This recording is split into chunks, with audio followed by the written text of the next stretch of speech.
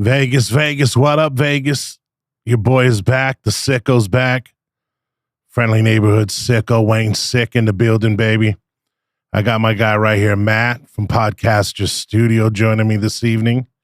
Thank you, my brother. Thank you. You're welcome. This is going to be an adventure for me, trying to, keep all the cameras going while having a conversation with you. Yes. We did it once before, so we'll give it a shot again. I appreciate you, brother. Multitasking. It's a nice hat, by the way. Thank you. I'd figured I'd pay some homage to my boys Run DMC. You have any regular Kangol hats? Because I really like those. Those are the ones that people used to wear backwards. It was all hip hop and stuff like that. I don't know. I don't think I do. I used to for sure, but not in my recent lineup of hats. No. The minute I started shaving my head bald is the minute I started wearing Kangol hats. So, yeah. Yeah, it can be kind of fancy, kind of dressy. It just depends on the occasion. But if you wear them forward, you're all business. If you wear them backwards, you're cool. So yeah, they work both ways. Business in the front, party in the back. What's that with the mullets and shit? The mullet, yeah, exactly. Hell yeah. All right, so Wayne, for months, maybe not months, but weeks, you've been saying, fuck Vegas. I got to get out of this shithole. Everyone's crooked. The nightlife is bonkers. I'm going back to Cali. And then the minute you start leaving for Cali, you're like, fuck it. I'm going to stay in Vegas. So what's been going on, man? Man, it's been a whirlwind past 2.5, 3 weeks probably. I just started thinking, deep down, fuck. All right, if I'm going to try to change this business whatsoever, no better place for one than Vegas. You know what I mean? Even though it's little old me, but maybe with the momentum with this podcast and everything else popping off, that we can change some things out here and get some things back on track. You know what I mean? Test my capabilities of doing that. 1, 2, I know the whole saying about going out on top and blah, blah, blah, but then again, fuck it. Why not be like a Brady or a Mahomes and stay on top for a little while? You know what I mean? And just kind of just keep kicking butt, change the industry the best way I can by being in it out here, by doing the podcast out here, by networking out here, and just kicking butt in that DJ booth, man, making everybody money, including myself. And let's just see what goes down. You know what I mean? So you're Elon Musking it, right? You're changing it from the inside? Yes. For the good of all humanity? Yes. Amen. So you're going full Doge on the strip club industry here in Vegas. Fuck yes, brother. Right on. You know what's struck me, Wayne, because I'm sitting in on pretty much every one of your podcast recordings, and I'm sitting here listening to you have conversations with these people that you bring in. One of the things that really struck me is how much respect your guests seem to have for you. Everyone's who's come in here, they've been in the game a long time, and they have a feeling that you just know what you're talking about. And as you've recorded, new episodes of the podcast, they seem to be kind of resonating with people here in town. You want to talk about how your podcast has grown and what type of influence it's given you? Well, for one, it's been dope getting great feedback, for one, you know what I mean? And then 2, I'm seeing the numbers starting to climb up a little bit. I need some more of that share, and subscribe out there though. But I think people are realizing just, recognize real, you know what I mean? And I'm not lying or bullshitting about any of this shit out here, or just in the industry in general, you know what I mean? And so those that are in the game or been in the game a long time kind of resonating with what's going on, you know what I mean? They're kind of fuck, this dude's speaking real shit. Do you think it's because no one else is saying the type of stuff? Because you've just been brutally honest, because you were pretty much 1 foot out the door. You're like, I'm going to say whatever I want. I don't care what the ramifications are. And do you think that kind of brutal honesty has been the thing that's really been resonating with the people in your industry? Yeah, I believe so. But I've never been able to really fake the funk or, like that's why that 2-week Wayne shit comes into effect in some other spots. You know what I mean? Because it's like I can see through whatever bullshit or read through the bullshit or see who's full of shit on whatever. You know what I mean? To where I'm like, all right, man, this is, so now with this platform, I'm able to speak my mind or like put some shit out there that people need to hear. You know what I mean? And whether you're in the industry or not, I hear it even from other people in other industries that are like, damn, they're dealing with the same kind of shit, but just in a whole different world, a different industry. You know what I mean? There's hater shit and weirdo shit and all platforms, I guess, of employment. You know what I mean? Which is wild, but for the most part, just, I guess just being real is what it's going to be about with this podcast and getting the real people on here to tell their real stories. And let's see what happens, man. See where the world goes. So if there are people out there listening or watching your podcast and they want to come on, how would they go about contacting you and trying to book a spot or something like that? Just, you can hit me up on Instagram, Wayne Sikk 555. That's probably the best way to get a hold of me, or you can go into, it's supposed to be a secret right now, a little surprise for the weekend, but your boy's going to be back at Honey's.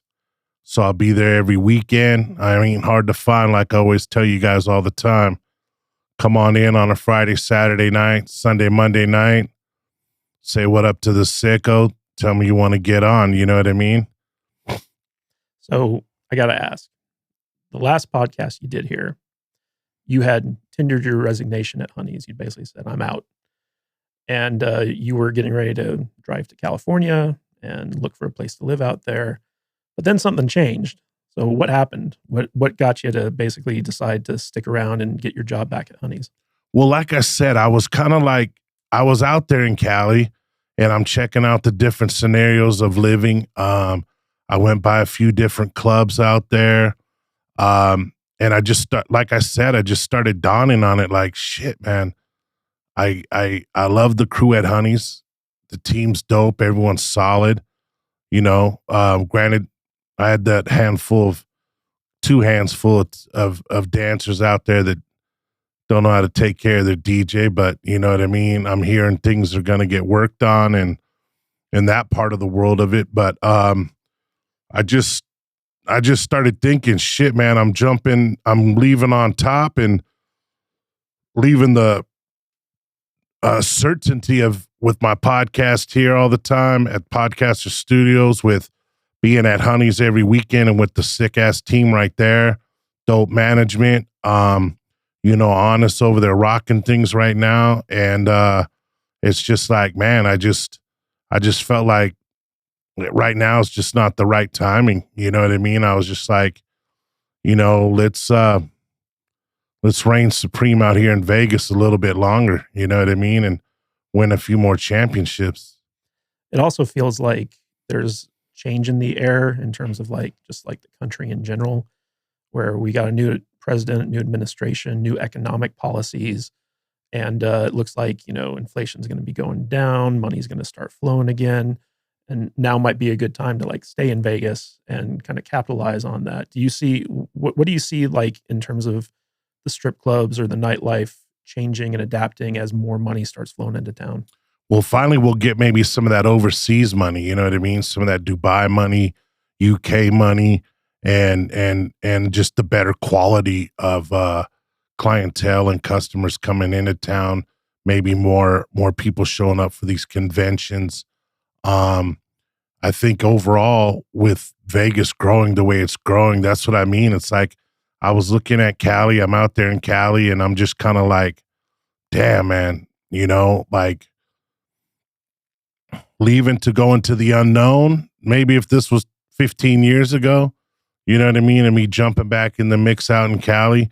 I mean, I wasn't worried about getting employment out there or anything like that. It just, the overall, living wise in different scenarios, it just seemed like, man, I already have my place here. I got the studio here. Everything's here. You know what I mean? And it's like, Well, also California with the wildfires and stuff like that, it seems like a lot of people are leaving to go other places like Vegas, Florida, Texas, Yeah. stuff like that. And the cost of living in California is so ridiculous. I mean, gas alone, it's like upwards of like $7, $8 a gallon. And that's all because of like all like the taxes and all that stuff out there. I used to live in California as well. I'm sure you know that. But Yeah. so the question I have for you is, when you were out in California, did you see like what are the big differences between like how life is out there right now compared to life here in Vegas? I mean, I never really, in my world with it, it's probably a matter of 500 to a grand, more to live maybe out there in Cali. You know what I mean? If I want to live really, really good or live how I'm living right now, maybe a few $100, $200 to $300 more, but I'd be downsizing a little bit. You know what I mean? So it wasn't too drastic. I've never paid attention to gas prices, believe it or not. Never. I don't even remember since I've really been doing this about gas prices or nothing. But I don't know. Yeah. It just seems like, Cali doesn't seem. It just seems like. Although I will say this, one of the nights I was out there, was like about 10:15, 10:20, and I'm driving around everywhere trying to find a place to eat, just a restaurant to sit down and eat. Everything was closed already. Like legit, everything was closed by 10 or 9 or 10. Shit, I remember during the week, if you even went on a date with a girl or to a movie, you know what I mean? You could at least hit a TGIF Fridays or a Cheesecake Factory or some sort of a, like Yard House or whatever, and get some dinner or some appetizers after a movie or something. But shit, now I guess it's you just take them back home and get a Pop-Tart or some shit. Well, I know that when I lived in LA, the only thing that was open past 2 a.m. were like diners, right? Like you had like a handful of diners that were open in like 24 hours, but everything closes down at like basically 2 a.m. Yeah. And normal stuff closes down at like what, 10, 11, something like that. Big difference between here or there in Vegas, where pretty much everything here is 24 hours. Yeah, man. It was just crazy. I ended up going to a Denny's. But yeah, out there it's like Denny's or Norm's or some shit, you know what I mean? Mm-hmm. Or Cantor's. Yeah. But you weren't like in LA though, like you were weren't you looking at like clubs and like surrounding areas basically? Yeah. So I dabbled out in LA for a little bit, a couple of the nights out there, and then was out in Orange County. I was predominantly out in Orange County though. Now I want to know, in terms of like the quality of the girls at these clubs, it's like, is Vegas higher quality or is it California that has higher quality girls? I still find it true probably that the pussy's tighter in Cali. You know what I mean? And chick wise, there were some hot ones out there for sure. I'm not gonna lie, there was some baddies in Cali. But they also are the same type that drive out here for the weekends to work in Vegas, you know what I mean? Or wherever they go, Arizona, Oregon, whatever, other spots, Miami, Texas even, I'm sure. So, but yeah, it was some hot chicks out there for sure. Yeah, that's actually a thing where girls will migrate over the weekend to Vegas from California to do like go-go dancing or stripping or like some like weekend gig work, where basically they make like way more money than they would at any place in LA. And basically over the course of a weekend, they can make enough where they don't have to work over the week or something like that. Yeah.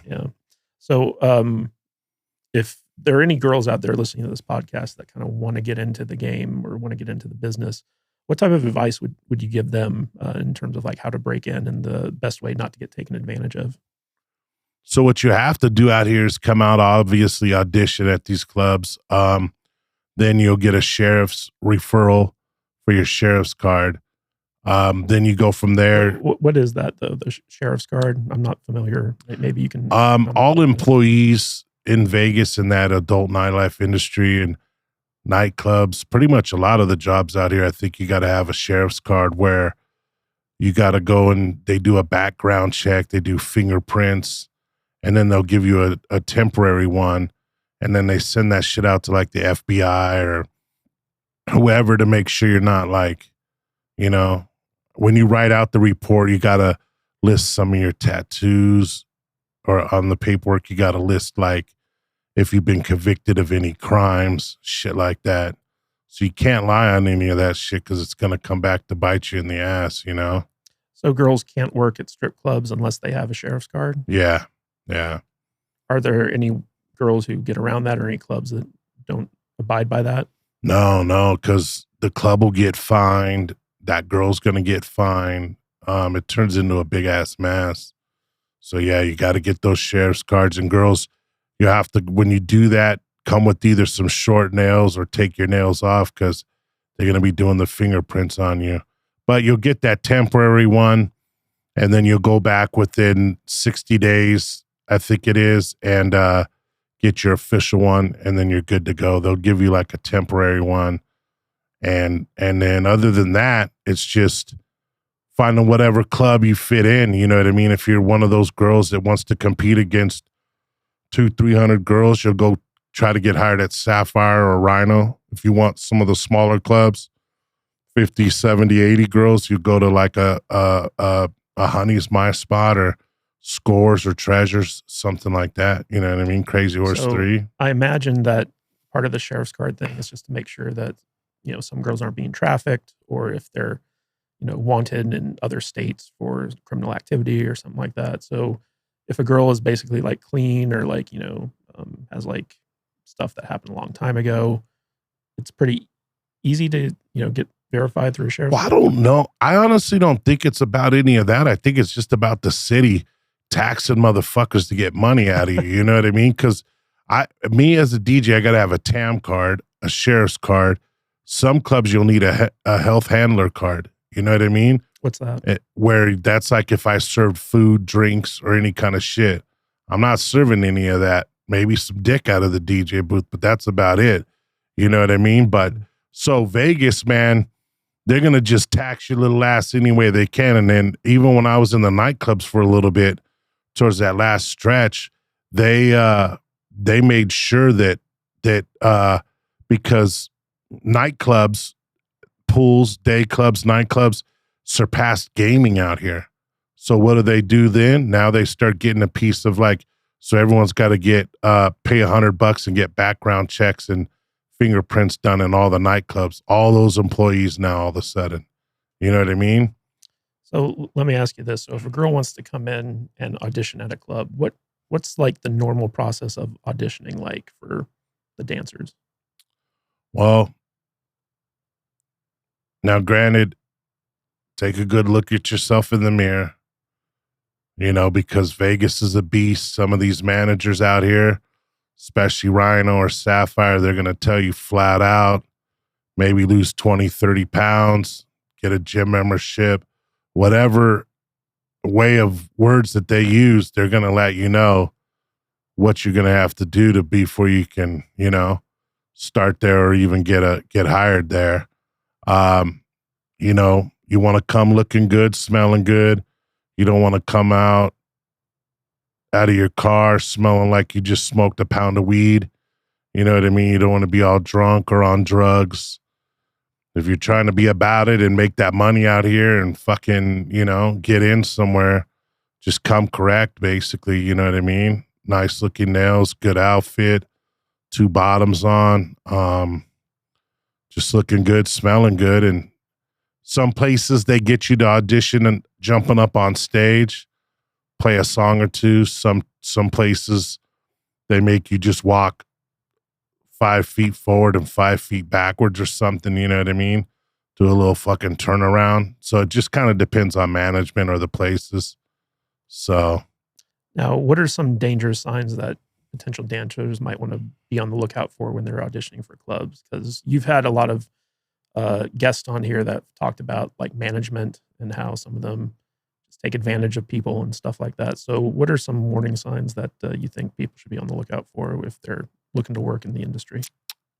Just basically creepy weirdo shit if they're coming at you sideways a little bit or like coming at you like, hey, you know, if they're going to try to take advantage of you, so to speak, maybe they're going to be like, if you seem fresh to the game or super hungry for money, they'll try to get you maybe on their team. And then that team might end up being like what some of these scumbags out here do, where they got a little recruitment of 5, 10, 15 girls. And like the guy said before, my boy Constantine with the guys at OGs, where that guy was like basically running his own side escort shit. You know what I mean?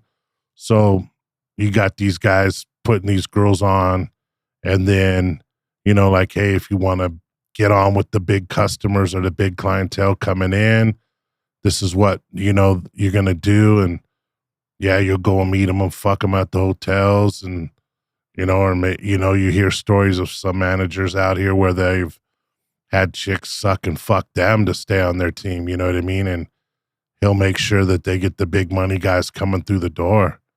So it's just a matter of morals overall, I think, predominantly. I told you already, if I'm a stripper, we wouldn't even be talking right now. I'm sucking someone's dick in the Caribbean, getting fucked in the ass probably. You know what I'm saying? But that's just me. I mean, it's probably a lot of people actually. You know, that seems to be the quickest way to, you know, yeah, make that's some really good money. Quickest way. I'm going to get my meal or two, you know? All right. So I want to ask you, when it comes to the best clubs to work at from the dancer's perspective, right now in 2025, what do you think are the best clubs for girls to be making like the big bucks? Out here in Vegas or in Vegas. Overall world or? No, just in Vegas. Vegas? I would be a fool not to say my spot, basically, because I'm the #1 DJ out here. So I'll make sure I make you a lot of fucking money. All I ask is please just come and show a homeboy some love. You know what I mean? But yeah, I'll make sure you're getting money thrown on your ass on stage, or that I'm getting you back there in those VIPs or in those speakeasy rooms. You know what I mean? But aside from me and Honeys, I would have to say probably can't go wrong at Rhino, even though there's a few hundred or so in there. They're getting a lot of that foot traffic, and believe it or not, Sapphire the same way, even though I don't got nothing good about them really, but they always seem to have hot chicks. And Crazy Horse 3, bro, you can't go wrong there. I love the energy and the vibes in there. You know what I mean? The only thing that I wish they would do is, you know, step up their DJ game over there, so to speak. You know what I mean? That place could be something like a phenomenon with the right powerhouse DJ up in there, you know? You know, one of the things that you talk a lot about on the podcast with your guests is the tipping aspect of it. Because you have like, you know, managers, you have promoters, you have DJs, you have doormen, you have all these people who work at these clubs, and the dancers usually are, you know, maybe not required, but encouraged to tip out to, you know, the various people that they're working with. What is the advantage of a dancer bothering to like tip the DJ, the doorman, the bartender, whoever might be there, as opposed to these girls who basically decide to just keep all their money? Well, you're going to get put on to the big money guys. You know, the DJ's obviously going to, if there's a bunch of money being thrown on stage, one's being thrown on stage, as long as you're not in the VIP, he's going to get you up there to get you even more money, I'm sure. That's what I would do. You know what I mean? Or if you're talking to a customer and it's supposed to be your time to go on stage and I'm seeing that, I'll skip you. You know what I mean? Where some of these little jackasses just go by the damn list no matter what, and they'll call your name 100 times. You know what I mean? Until you finally do go up there. But, you know, you get different advantages for sure. You know, I'm sure they get some house drinks for free. You know what I mean? Management's going to make sure that the hosts are putting them on the big guys, the big clientele. So, you know what I mean? Maybe some extra toilet paper for them in the dressing room. I don't know, you know, but it's a different world for sure than the ones that aren't tipping, you know? And the ones that aren't tipping, it's an easy way to eventually find yourself off schedule, or your service is no longer needed, or you know what I mean? It's almost like, paying credit card bills. It's like the people who pay off all their credit card bills never get their limit raised, but if you, like, pay off, a little bit of it so that the credit card company can make money, they'll start up on your limit and giving you, like, more rewards and stuff like that. Yeah, right. I know, if you think about it like that. Yeah, because it's all about whether or not the club makes money off the girls, because if the girls are just keeping all the money, there's nothing in it for the club to keep them around, whereas you have other girls who might be, like, paying out and giving the club a taste, right? Yeah. And I mean, don't get me wrong. I mean, we're not all in this industry for greed. Granted, there is a gang load out there that are, but I know if girls make money or not. It's just the ones, whenever I am on here talking my shit, it's the ones because they are making a bunch and coming disrespectful. You know what I mean? And I'm sure some of the times they're probably coming disrespectful to me, but very respectful to management and host. You know what I mean? But that's just that vibe out here in Vegas. It's centerpieced around hosts and management tip pools making all the money. You know what I mean? Us DJs, we just push fucking buttons. You know what I mean? And we both know that's full of shit after all these podcasts I've talked about. Well, I'm curious. So for girls who maybe like aren't in the aren't in the industry yet, or who are interested in getting into the industry, or who are new to it, they may not understand how important a relationship with a DJ is at the club.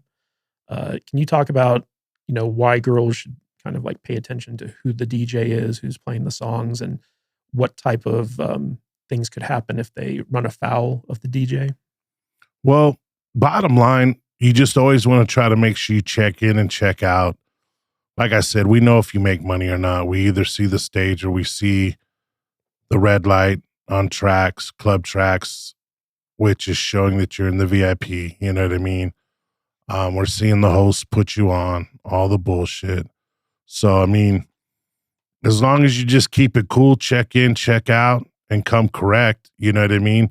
You won't ever be on any DJ's radar, basically. I mean, there's some girls that keep it cool and want to conversate and chit chat and shit, but it's not necessary. You know what I mean? If there's some girls, I see them when they check in and check out, and that's it. And they come and show love. And then there's others that'll hang out or chit chat it up around the DJ booth. So it does, it just depends, and depends on the nights and the vibes and shit going on. If it's busy, slow, but checking in and checking out is the best way to just stay and coming with a dope suggestive, you know what I mean? Like, we're not, I'm not greedy, you know what I mean? I just want to be shown respect.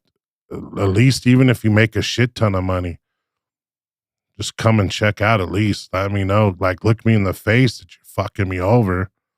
Look me in the eyes that you're fisting me right now. But, no Vaseline. Shout out to homie Ice Cube. But, you know what I mean? At least that's where I'll get my gratification. Like, yeah, I know I made you $1,500 and you're giving me $0, baby. Thank you so fucking much. Now, you've been pretty critical of hosts, strip club hosts on this show. What do girls have to know about how to spot a good host versus a bad host, or are there any good hosts at all? I could probably count on my two hands, maybe, the good hosts in Vegas, or legit hosts. Everything else is just straight dog shit, wannabe pussies, suited and booted, looking pretty, you know what I mean? Spitting game at these chicks, trying to get fucked, and just taking all the dough home with them, you know what I mean? So, good luck on that.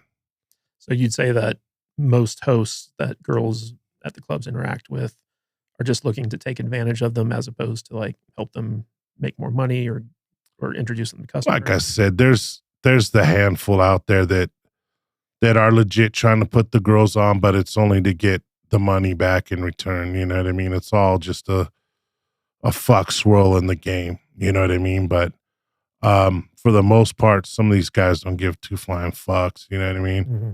They're already thinking about what other kind of fucking pinstripe suit they're gonna rock the next week or next night. You know what I'm saying? So, um, but that's just Vegas in a nutshell right there with the host game. You know what I mean? But if the hosts don't really bring anything to the table, why do the clubs still employ them? That's a wonderful question. But that's Vegas right there because everything's so over the top. Just like you got bar manager, transportation manager, front fucking valet manager, fucking front door manager, GM, assistant GM, fucking waitress manager, fucking, you know what I mean? You don't need all, where I came from when I was in Cali, I ran all fucking clubs, the whole fucking club, you know what I mean? Other people out there running the whole fucking operations, you know what I mean?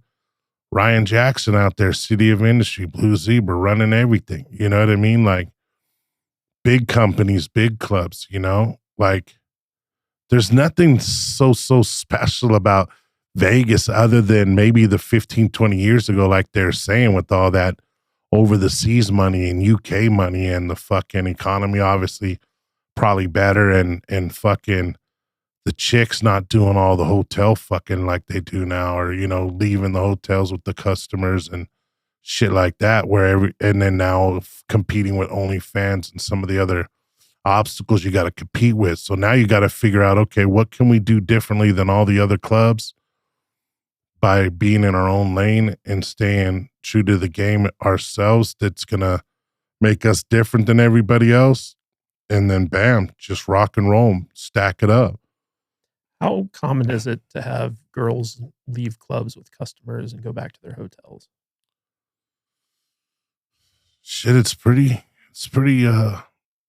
should be pretty easy. I mean, there, you know, like I said, if I'm a dancer and a guy's waving around a G or so, like, hey, can you come back and, you know, let me put it in your ass? I'm gonna probably be like, yeah, baby, give me a few minutes to clock out. You know what I mean?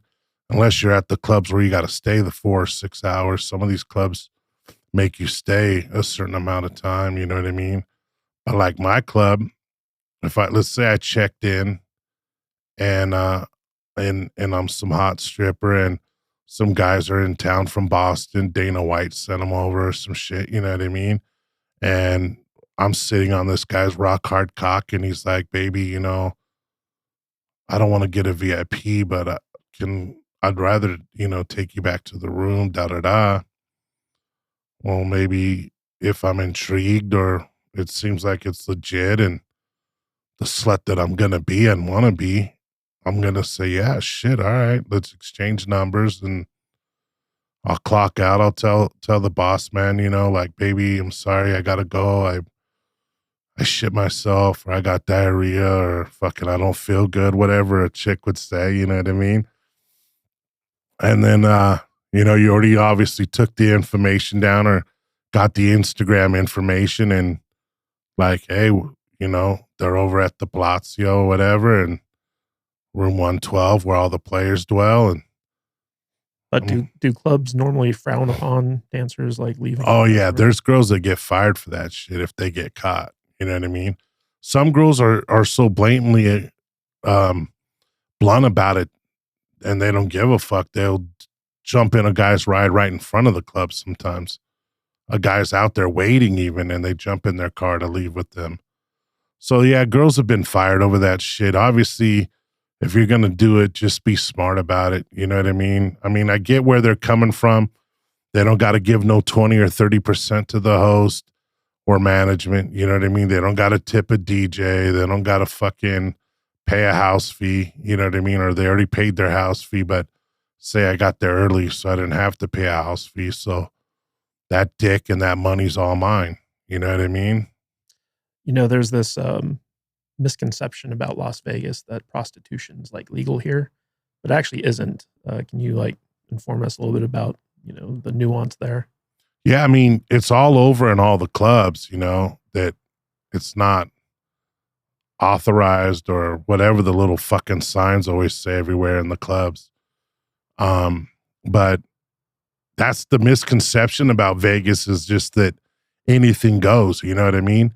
That's why you guys get you get some of the guys in the VIP room just straight pulling their dicks out right when they get walking right back there. You know what I mean? Or like guys asking to fuck, or, you know, I'm sure there's those secret rooms out here in some of these top clubs or skyboxes or VIP rooms in certain areas, you know, where, you know, even or like what Dan was saying when, you know, in those rooms over there at Deja Vu, you know, I'm sure there's some crazy shit going on if the money's right.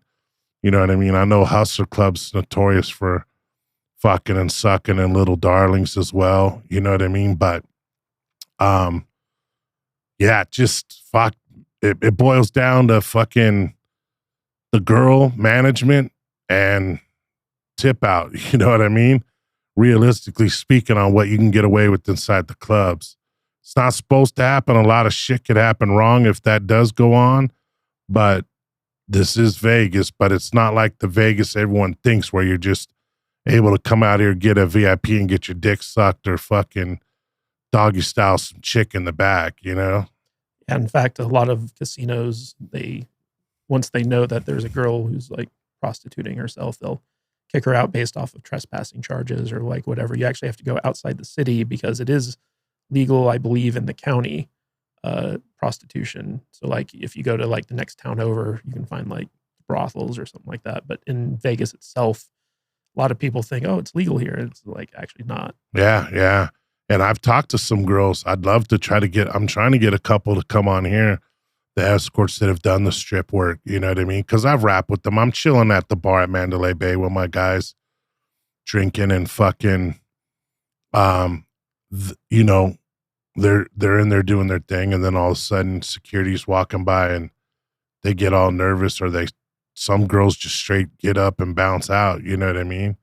So it just kind of, which I get, because, you know, a lot of guys are getting fucking, I get, but I don't get, because to me, I'd love to see some eye candy flopping around whatever bar I'm at, you know what I mean? And it is either my choice or her choice, or two consenting adults if anything's going to pop off.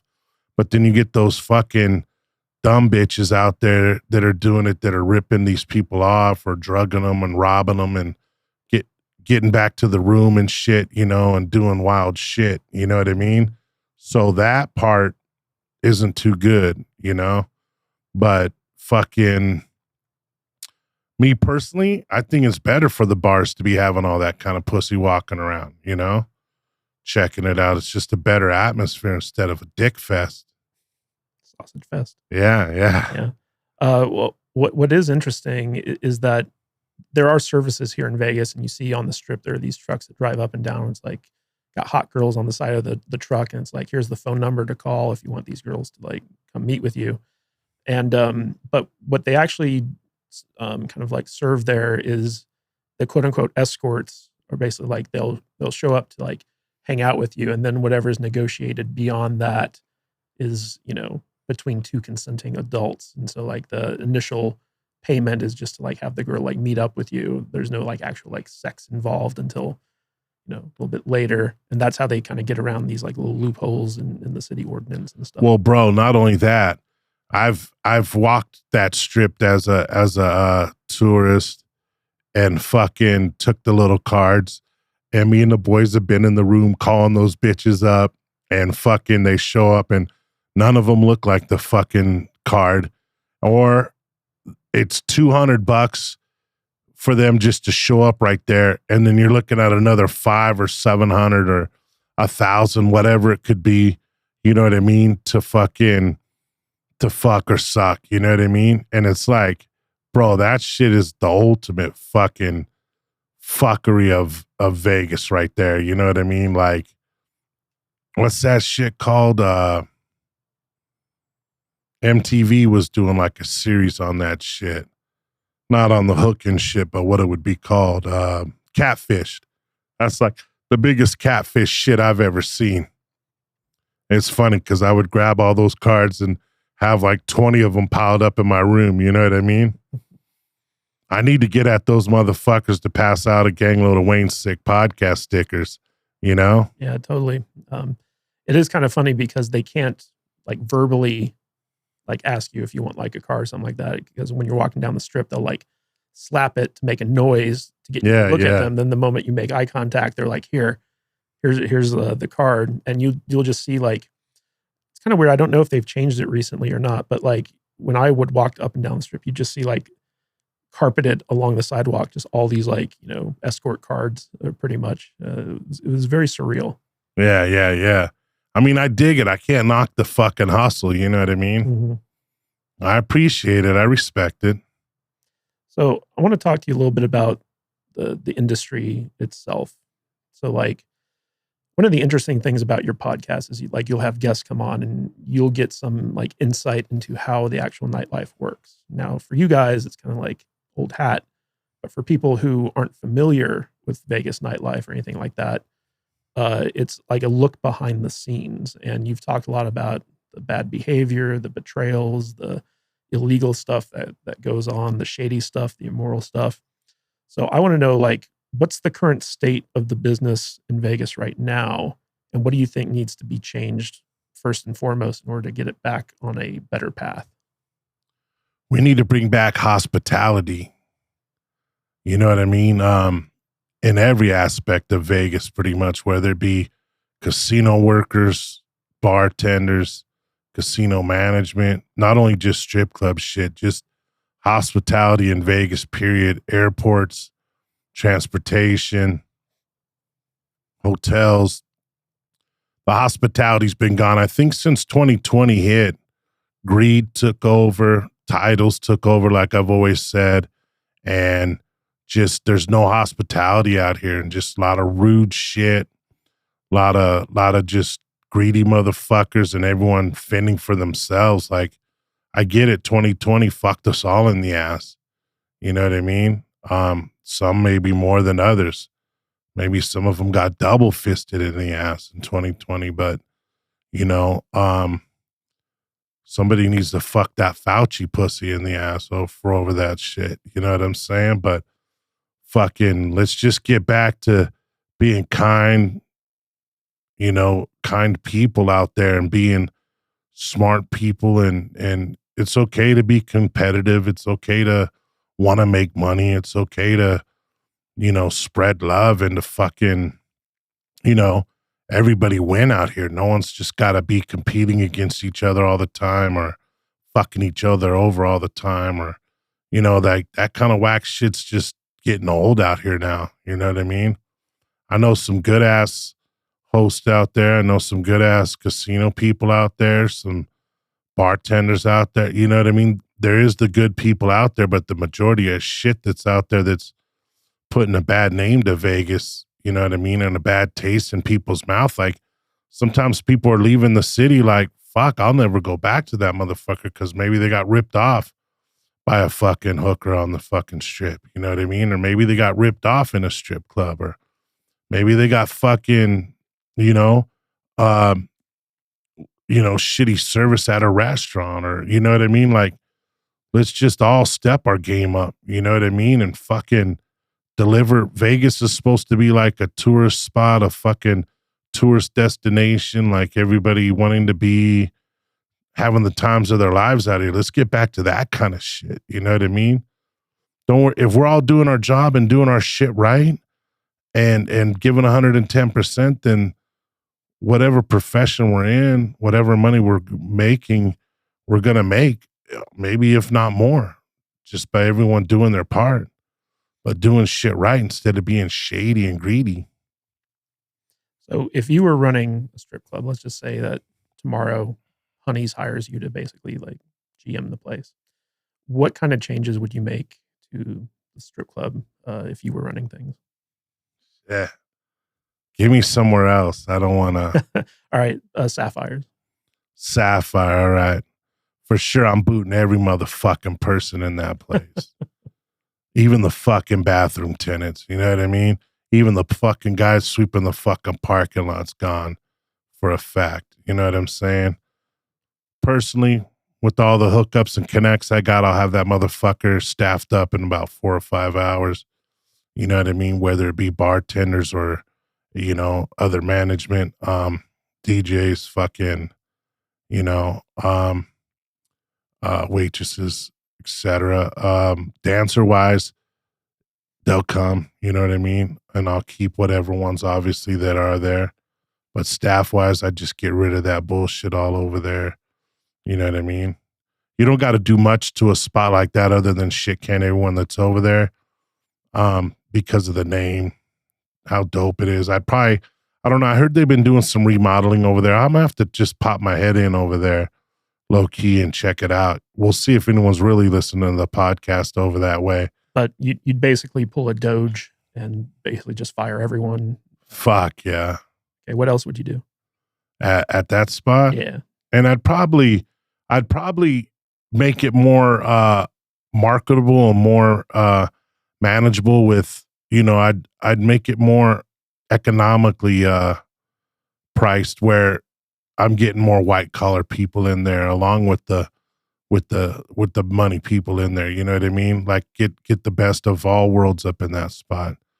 You know what I mean? And how important do you think it is for clubs to kind of appeal to locals, like people who like actually live in town? I feel that's very, very important, to be honest. Now, whether you're doing it like some clubs where it's the half off, or you're doing it where it's, some clubs, they're letting you in free and doing all that. Obviously, you need that local traction.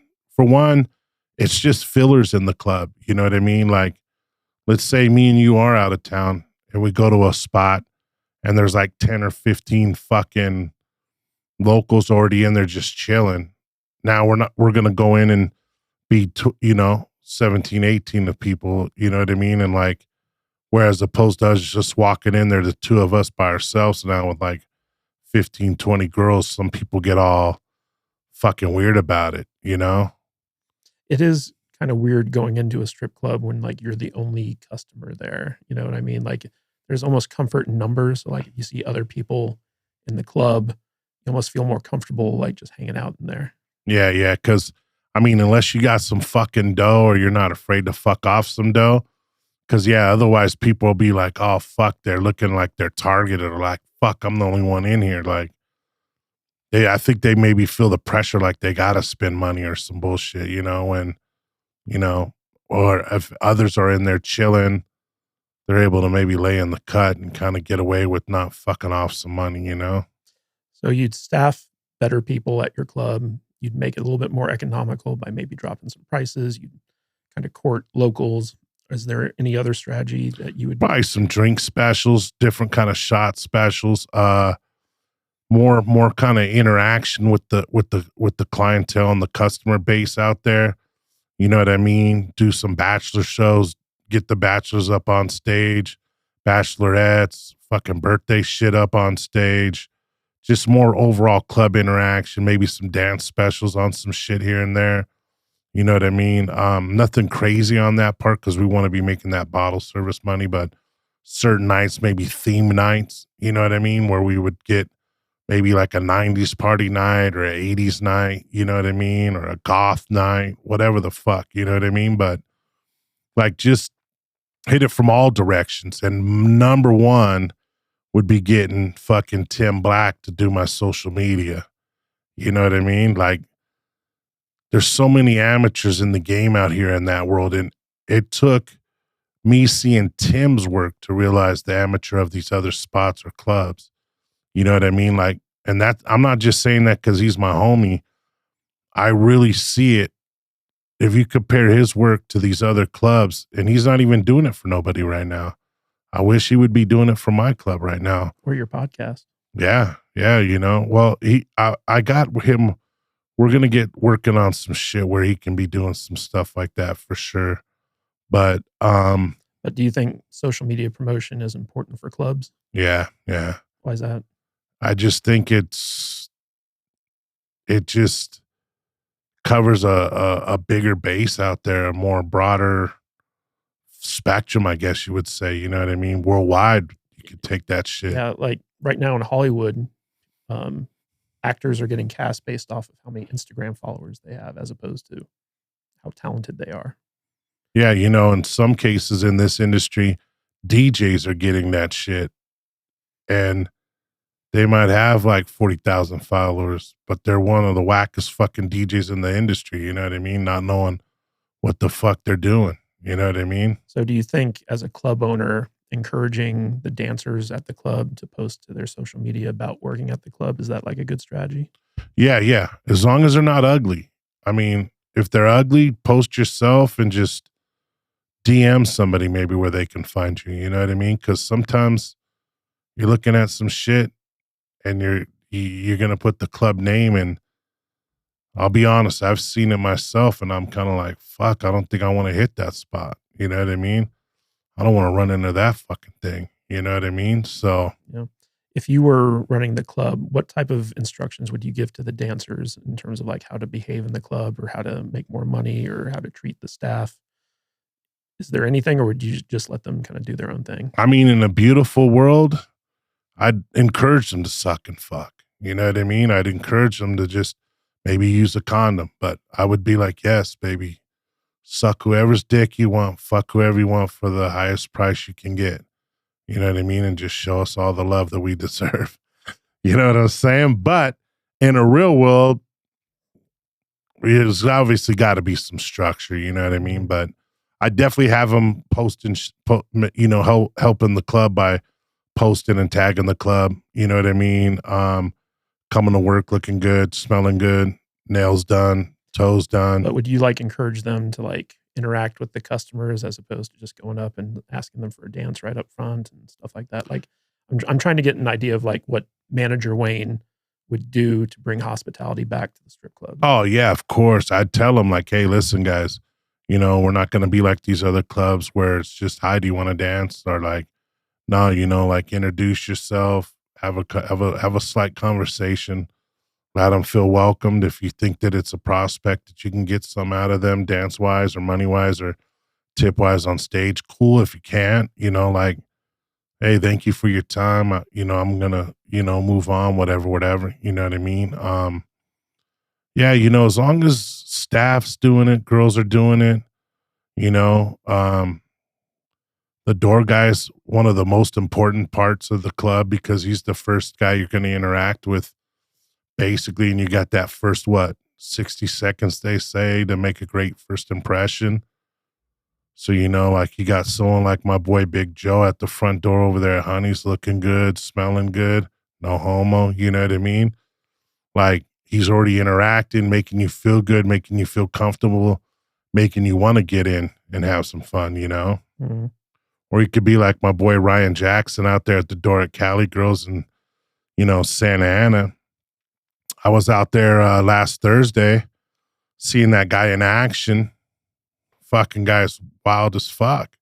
But it was funny as fuck. He's got guys bawling in tears before they even come in through the fucking door. You know what I mean? Mm-hmm.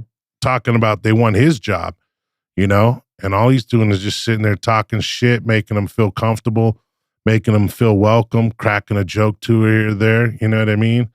And, that kind of shit, you just want to give a customer the overall experience of like, damn, that was fun as fuck. You know what I mean? Dope ass music, great drinks, hot chicks, great hospitality. Everyone was super nice and cool. Everyone was, complimentary. Everyone gave directions in the right place, instead of pointing somewhere, maybe walk them to the fucking dressing room, to the bathroom, to the bar, to the stage. You know what I mean? But, there's all the different little shit you can do.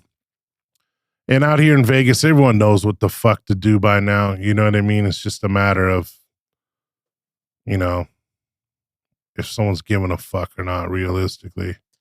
Now, you've talked about like the transportation kickbacks for a lot of these clubs where basically if you're an Uber driver or taxi driver, whatever, you bring someone to a club, the club will pay them for taking someone there.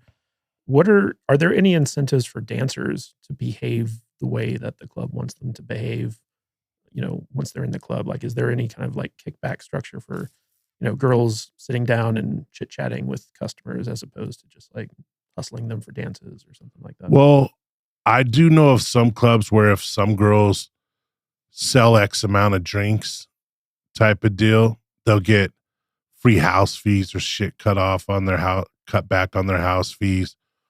The girls out here, if they go do promo, you know what I mean? Like say if our Honeys girls are gonna go to Omnia on like last night or tonight's Wednesday night. If they were going to Hakkasan tonight, they would get a free, and we say if we were doing a promo, they'd get a free house fee for doing that.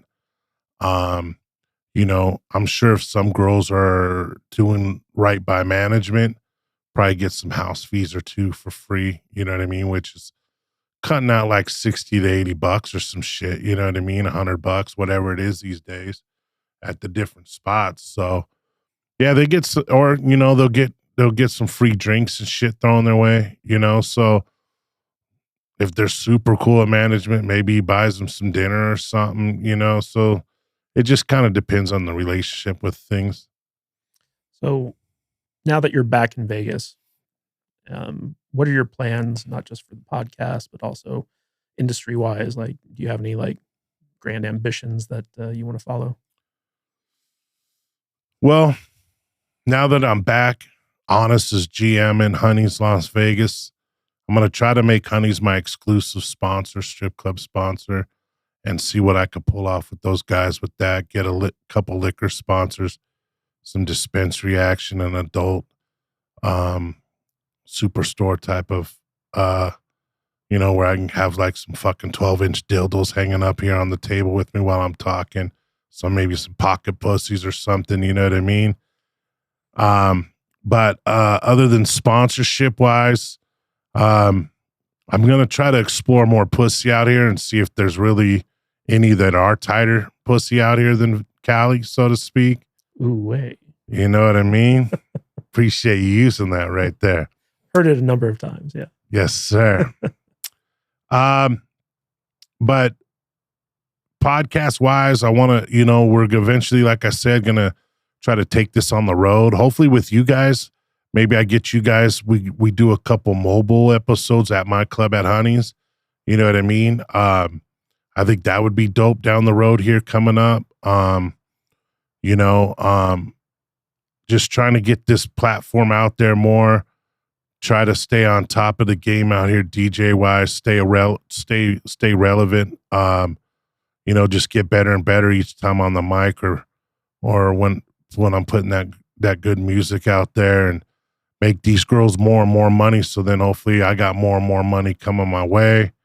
You know, ultimately, and I don't think it's too far of a stretch, if we can get Tim Black doing the social media at Honey's, me DJing, Honest GMing, the crew that we got, the sick ass team that we got a good stable of hot chicks.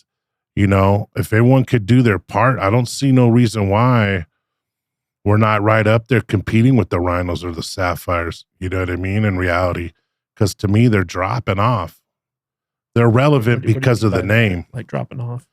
Their DJs suck mad fucking dick, Juan. The energy's just fucked off in there. I got to give props to Rhino's bar staff, dope ass bar staff, waitress staff, always solid management. We'll leave it at Sapphire. We already know they're dog shit all the way around. So, I mean, the crown's up for the taking. We get a promoter or two, dropping at our spot with the team that we got and the people in the positions that they are. Fuck, look out, Vegas. That's all I got to say right there, because that's what also was a big weigh on me as well. Is like, fuck, I feel like I need to be there for those guys so that we can accomplish what's been set out to accomplish, so to speak. You know what I mean? And get Honeys over that hump of it, that extra hump of exposure that we need, that from then on out, it's Wayne Sikk residency at the Honey's Las Vegas, and let's just fucking bombard the fucking scene from there. You know what I mean? Where do you see the scene going in the next year or so?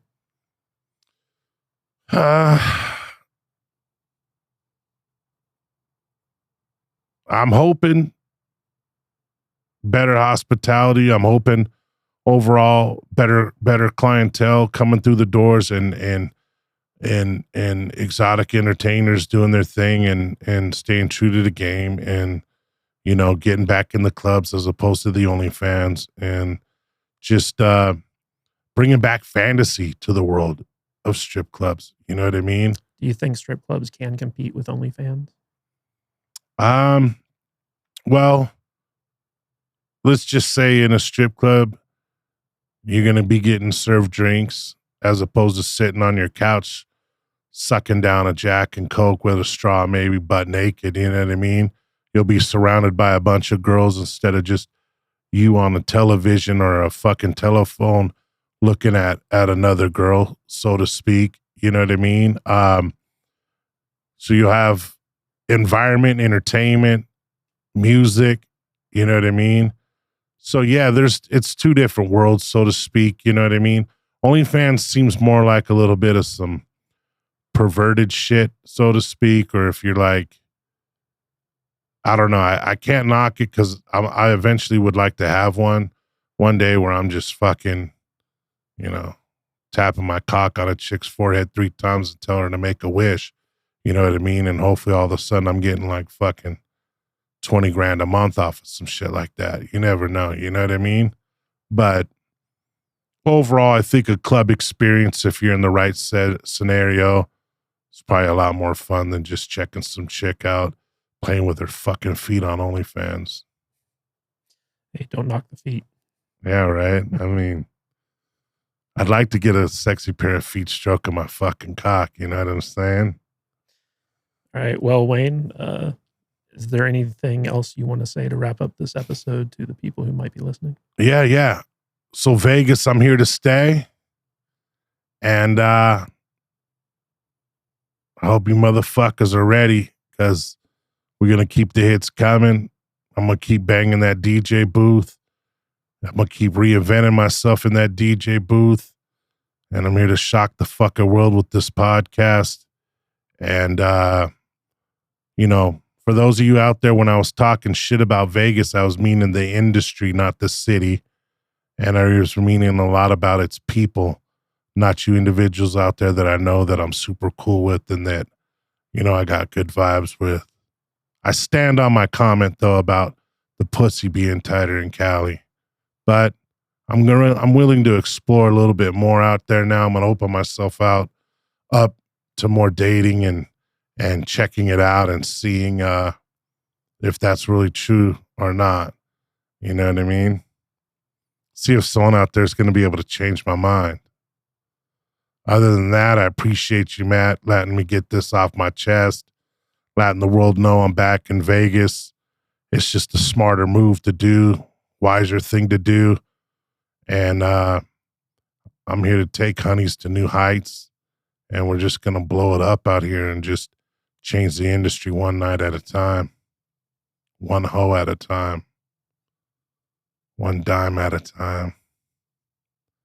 Thank you guys, Matt. Appreciate you, brother. Podcast Studios. Pussies out there, like, share, subscribe. Come on, guys. Let's blow this fucking podcast up. God bless.